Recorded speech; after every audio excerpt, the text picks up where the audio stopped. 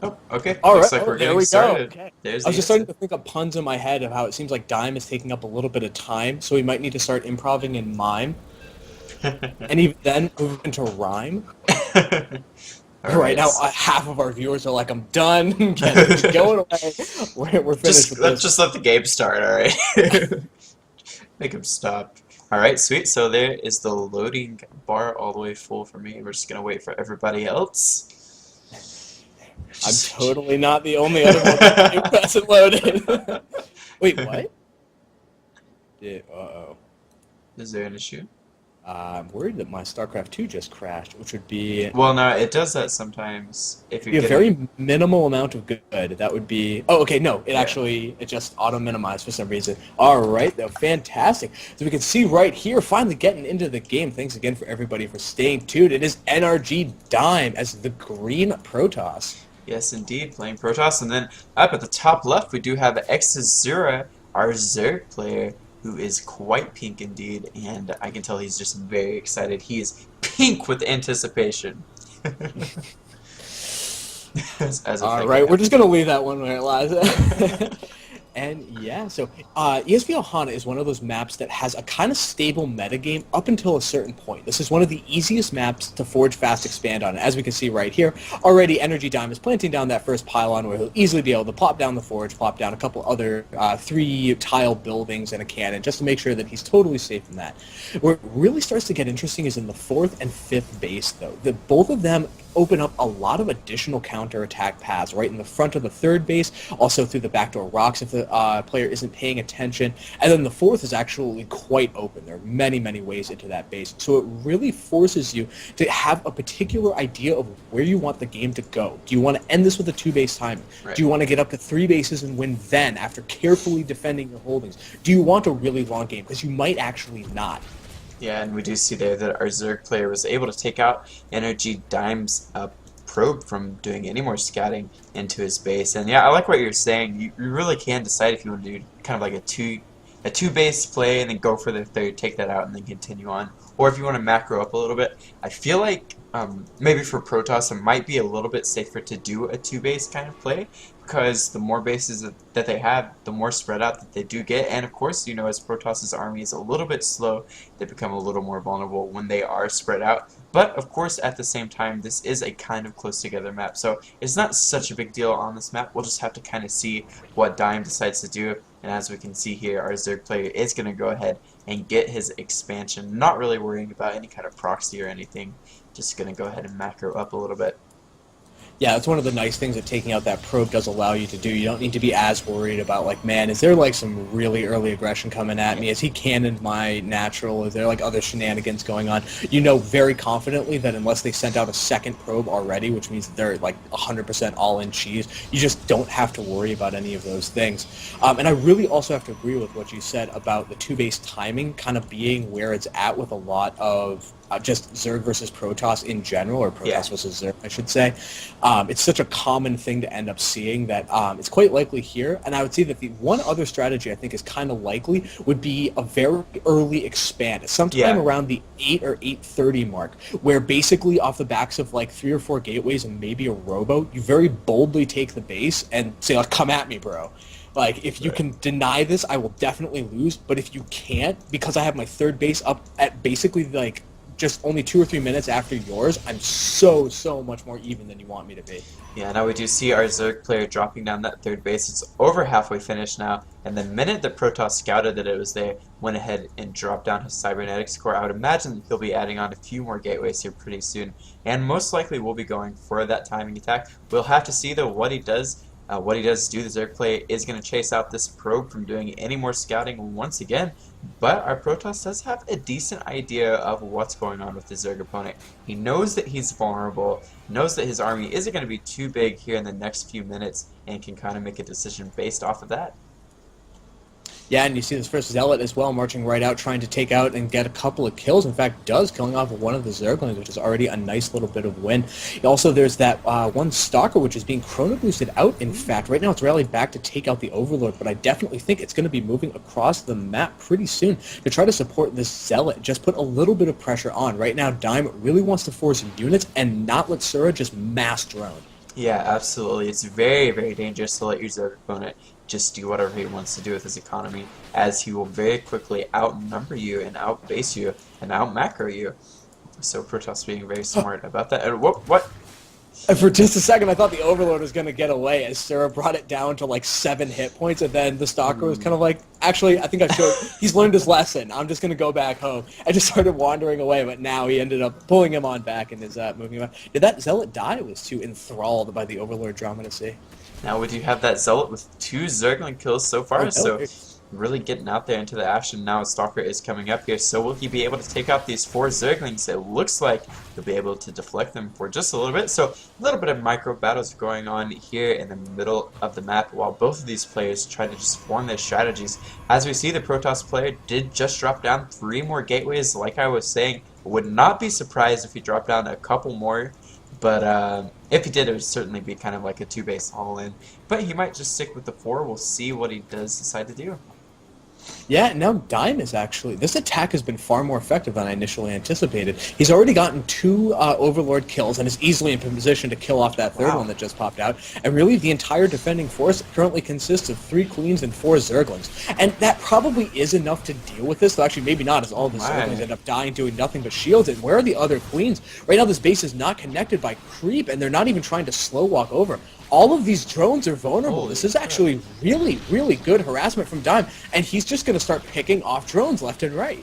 Well, this is crazy because our Zerg player, there we go, just now started making roaches, but he made something like 17 drones during this attack. Didn't even make any Zerglings. As you can see, there's only 2 trying to deal with this. The Queen died, and those 4 other Zerglings died. And now our Protoss player is just picking away at these drones. Of course, there are 7 roaches on their way. That should be more than enough to deal with this. Of course, not if they just come in one at a time like that one did just there. And wow, suddenly all of the economy over here in this third base is being cleaned up, or has been cleaned up, and our Protoss player goes to the high ground to get away. Yeah, he has that proxy pylon in place as well, so we can keep going with the aggression if he decides he wants to. Blink is on the way, along with +2 ground weapons. So really, Dime has gotten himself into a fantastic position. Right now, it's 50 drones against just 45 probes, and already just taking a quick look at the units lost tab, he ended up killing 13 workers with like 3 units. This was incredibly effective play from Dime. Yeah, but at the same time, it just doesn't look like eXaSurA is really too worried about it. I think what he wants to do is hold on with his 3 bases if he can. And he knows that his opponent probably only has 2 bases. As you can see, he is scouting with some Zerglings. He will find out the Protoss is on 2 bases. And if he can hold this off, he'll be just fine, because NRG Dime is a little bit all in right here, not trying to macro up anymore, just adding on gateways and adding on units. So we'll see if Zerg has enough to deal with this. He does have the supply advantage, but a lot of that is in his economy and not really in his army. He is 100% all in at this point. As right now, 8 gateways just finished up, and Blink is about to finish. There we can see already those force fields getting put to pretty good use, trapping a couple of the roaches. This third base, I think, is guaranteed not to hold. However, it looks like Dime is having to pull back just a bit, trying to defend the proxy pylons he has in place. Once again, though, Sura just mass-producing slow roaches. He doesn't even have the ability to retreat with them should they get defeated in battle. Man, and those roaches are just getting picked off with the Blink Stalker micro, keeping Stalkers alive a lot longer than they typically should stay alive. And yeah, the Zerg is just streaming in units one by one here, and has a really, really unfortunate Conclave. Does not out Conclave his opponent, doesn't have enough units, and there goes every single one of his roaches. Yeah, slowly but surely the roaches are being whittled away, as now we currently see Dime with a 23 supply lead. The hatchery is just about to fall, only less than 100 hit points, and there it goes. Will end up picking off a Zealot? Maybe a little bit of a consolation, but no, even the Zealot survives right now. It's a bunch of vulnerable Overlords in the front, and really, I think we're going to be seeing a GG very soon. This force is just too strong from Dime. Yeah, I'm really curious, and yeah, there's the GG well played. There it is. eXaSurA. I'm really curious as to why he didn't decide to just maybe sacrifice his third base. There's really no way he was going to be able to hold on to that and mass up a lot more roaches. Then at least they would have been even on bases, and he probably could have deflected the attack. And you know, at least the game would have been made more even. He wouldn't have really been too far behind. But oh well. I mean, there wasn't much that he could do there. I think it was just a slight misread from Sura. Like, his continuing to make drones was obviously a conscious decision. He said, you know what, I'm taking a little bit of harassment right now, so I'm just going to like constantly be powering out drones. Even if I lose 2 or 3, I'll have made 15 in the interim, and that's a totally fine trade for me to not have to end up making like the 15 Zerglings that I would probably need in order to clean up a bit of harassment. And so I don't know how you make 15 Zerglings, but just bear with me on that one. And so what ended up happening, though, is that when the attack didn't turn into an expand play, it turned into an all-in play. He just didn't have enough stuff to deal with it. Yeah, absolutely. Alrighty, well, I think we're going to be waiting for our next game here. Not We're not going to go to another break, are we? Or are we just going to go straight into the second one? I believe we're going to be going into the second game pretty much immediately, but once again, just ironing out the little kind of scheduling hijinks that every first-time broadcast must go through. Yep, absolutely. But that was an interesting game. Not sure about the decisions of the Zerg. Honestly, I kind of saw what Protoss was doing, like, way before he did it, because it was just such a good opportunity for him to go for the 2-base attack against a very vulnerable third that early. Yeah, once you've gotten that much damage in on the third, it's kind of like, well, I found a weak point. If I just keep hitting it, then something's probably going to break. Absolutely.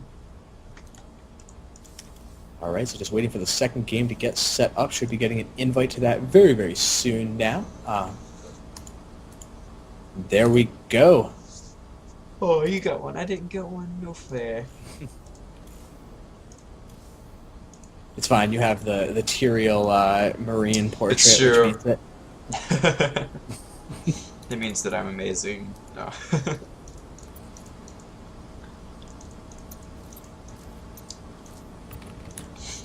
Interesting. I can make you a referee. Why, thank you. That is... You're currently the host, and so I cannot make myself a referee, but... Why am I the host, though? That is the question, because I did not make this game. Interestingly, I cannot suggest to the game. I have no idea why. Yeah. Suggest the game. There we go. Let's see here.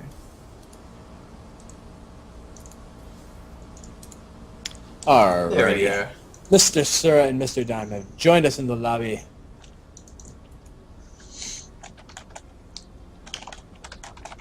Just make sure they're ready. We will want Dime to not be playing Terran. Oh.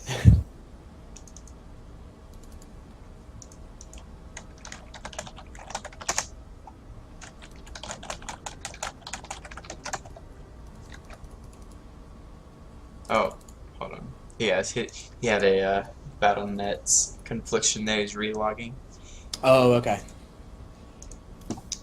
Makes sense. Just swapping right out.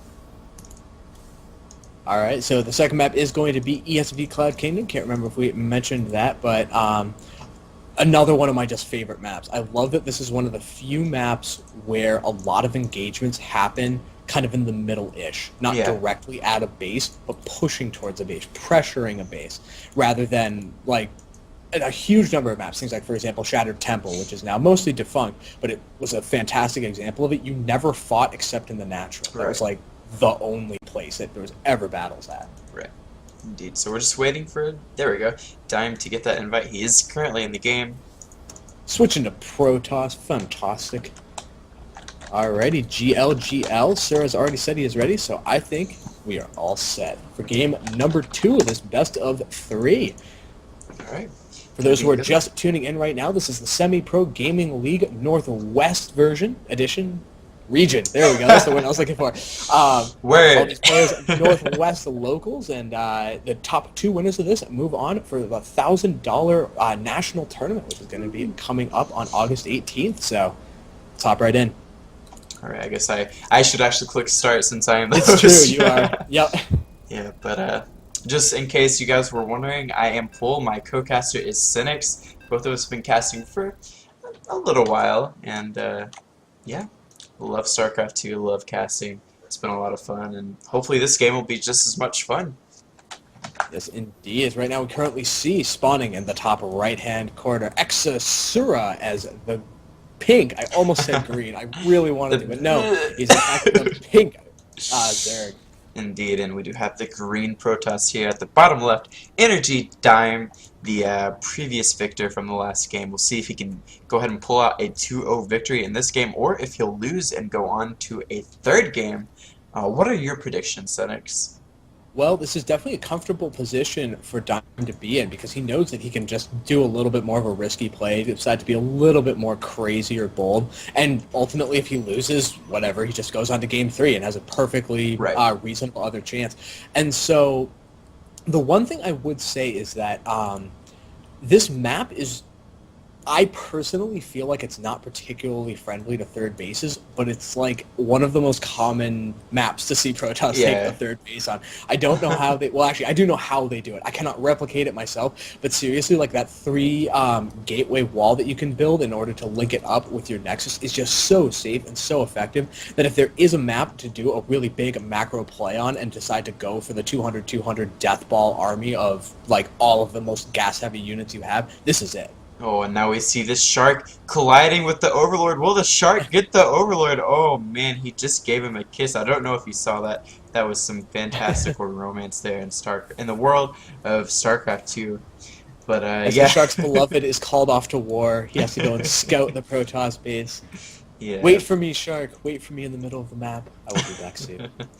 But, yeah, like you were saying, I feel like if one of these players were Terran, getting a third is a lot easier as a Terran because you can just drop down a planetary fortress. But for the other 2 races, it's a little more risky. And what? Speaking of thirds, though, right now SPGL is just completely bypassing the block of the natural. He sees that with his Overlord, and it's kind of like, you know what? Oh, wow. You're just going to plant down a pylon exactly as he does it right there. I love it when players do something just as I'm saying it. And he's like, I know you're going to block this. I know that my natural is going to be denied at least for a little while. And I'm going to be taking the third base anyway, so ultimately the order on that doesn't really matter. If one finishes like 30 seconds before the other, that's fine. And so I'll just do it this way. Yeah, indeed. And we do see that the Protoss player noted that there is a base over there in the typical third position, so he is going to be knowing what's going on here. At the same time, will eXaSurA respond with a quick third, or will he just go ahead and do 2 bases in this kind of awkward position? We'll just have to see. As far as what Protoss is going, he's getting that forge just now completed, as well as a gateway. Really nice wall there. Just a little bit of a corridor for his units to pass in and out. And he's going to be quite safe for now. That's actually a very interesting photon cannon position, though, and honestly, I'm not. Yeah, well, it's very well shielded against Zerglings because if you move a Zealot up about like a half an inch away from where the probe is, it can't be gotten at like at all. It's like totally fine. But against roaches, that'd be very easy to snipe. And I don't think we're going to be seeing any kind of roach all in. We do see SPGL currently taking that third base, popping it down right now.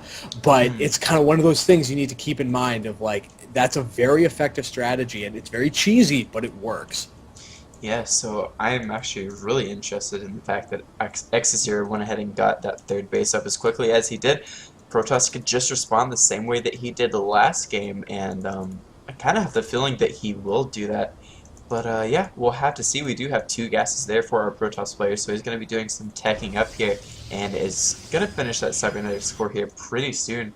But what will SPGL go for? Will he go for a really, really heavy 3-base roach play? Or will he try to tech up as well? Maybe get a layer here pretty soon. Doesn't have any gas though, so probably not going to be doing too much teching.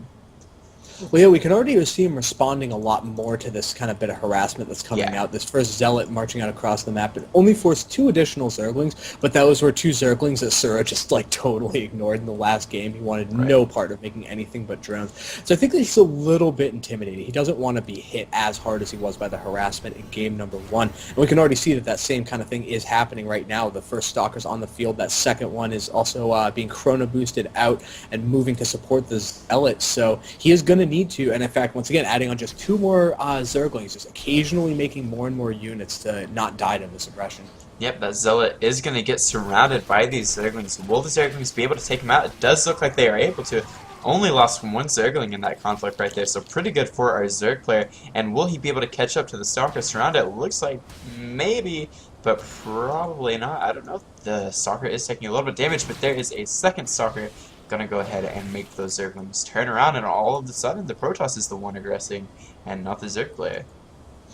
Yeah, right now we see the massive swell of drones is currently Wow. 13 with 14 a moment ago, currently being constructed. And definitely a good thing to get that many drones, though it's a slight macro slip up because obviously we would have liked to have them as quickly as possible, though a third stalker currently joining the fray. And that's pretty interesting because basically it shows this pressure is not designed to just kind of make your opponent freak Right. out. He does want to kill things, and he's actually managing to do it. Overlord going down right now, thinning out the Zergling numbers, might be able to get a queen as a fourth stalker joins the fray. Yeah, he'll definitely be able to get that queen. He managed to clear up an Overlord as well as a bunch of Zerglings there. There goes one queen, and man, Energy Dime is just wreaking havoc upon the Zerg player who just seems to refuse to learn his lesson from the last game. Once again, really surprised. He's just now getting his Roach Warren, and it's just started, not even completed or anything.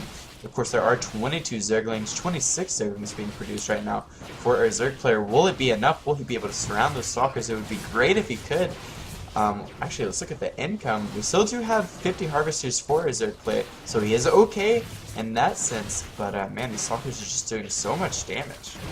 The thing is, though, all these Zerglings are slow, and so if he gets surrounded, it's actually because of a micro error that Yeah. Dime, he made it with one Stalker that was lost a moment ago. But right now, he's just going to run away. These Stalkers are already heroes as we're checking it out right now. 5 kills, 3 kills, and another 5 kills among them. I think that the only flaw I see right now in Dime's harassment, which has been almost impeccable, is that he didn't have a proxy pylon. Because if he had a proxy pylon, currently his Warp Gate research is done, he could have turned that bit of harassment into like an outright kill move.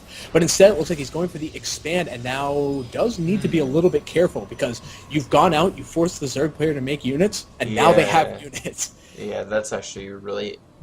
Not sure how I feel about that move by Protoss, but I guess he doesn't want to stick to kind of the cheesy play. He is getting a Warp Prism, so going to be doing some more harassment here in the future, as well as a Robo Bay. So he's looking to mass up lots of units, but he is at that supply disadvantage. And like I was talking about earlier, our Zerg player still had the Harvester account advantage over the Protoss player during that. With the Zerglings running into the third right now, trying to force a cancel, and they do get some hull damage in, but unfortunately there's just too many sentries and stalkers right down there.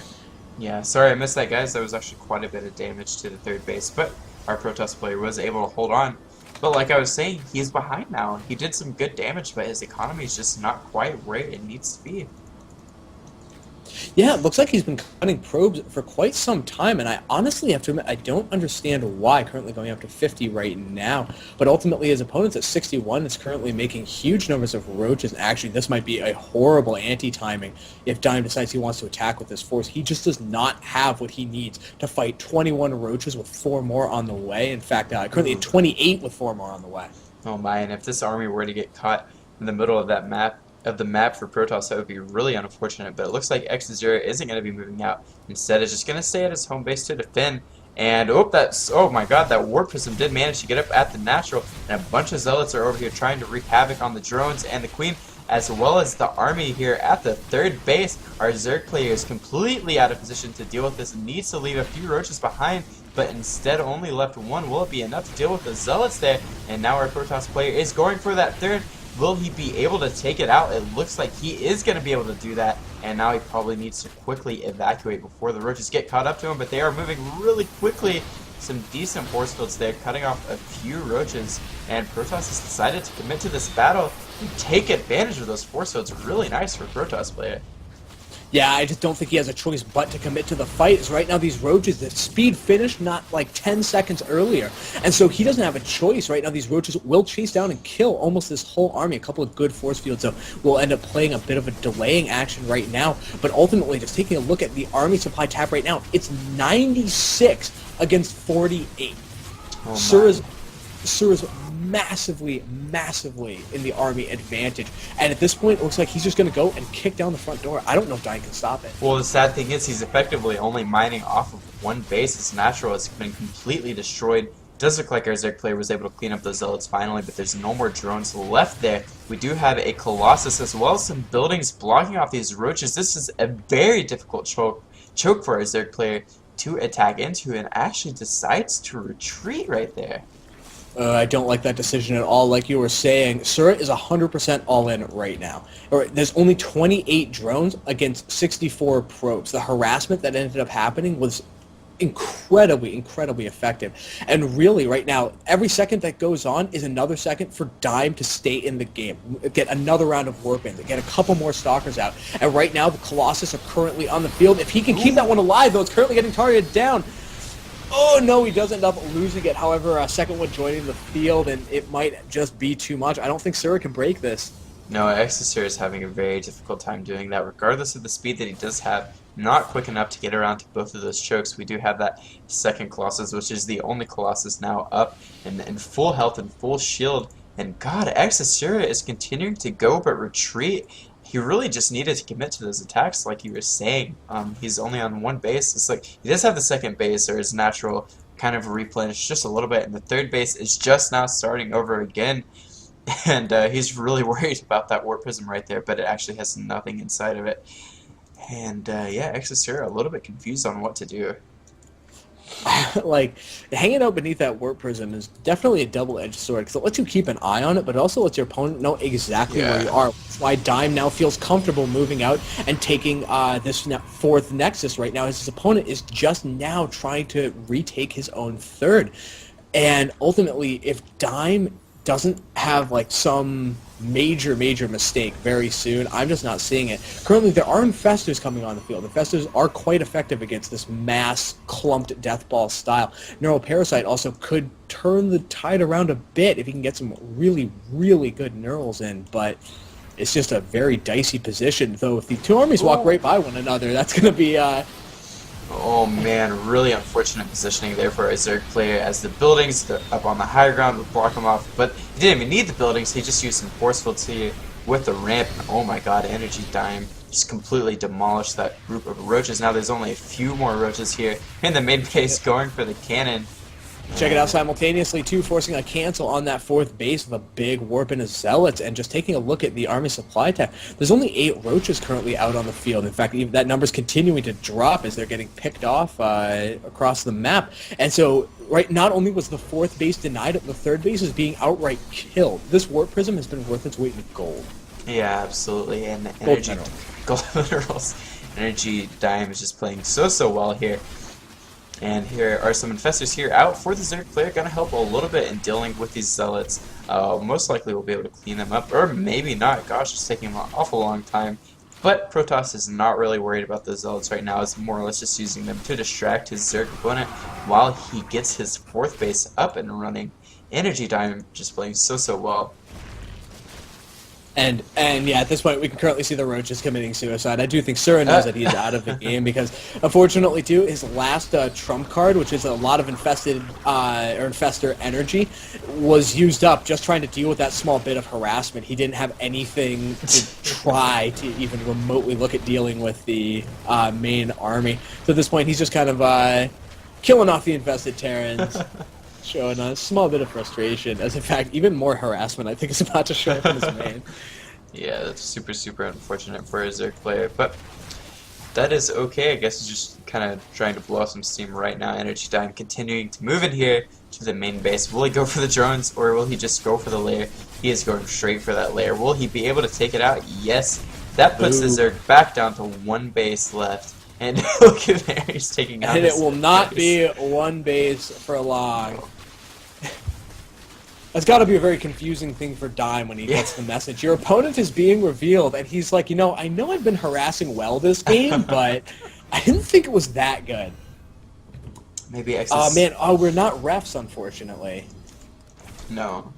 We should definitely make sure to do that in the future, just because at this point, yeah, it's a bit funny, but really, SPGL should leave the game so that we can move on to more entertaining stuff for our viewers. Also, you should keep in mind that this is not the end. There's a lower bracket in this tournament, so he does have a chance to come back still. Yep, indeed. And I guess we're just pretty much waiting for SPGL. Yeah, he's being revealed. There's the GG. All right. Alrighty, sweet guys. So yeah, Energy Dime just playing so well there. Didn't go for the second or the 2 base kind of all in play like he did the first game. Went for the 3rd base, but it was still just as effective. And yeah, I feel like Zerg probably shouldn't have taken that quick 3rd like he did. But I don't know, it didn't work out for him, so that's unfortunate.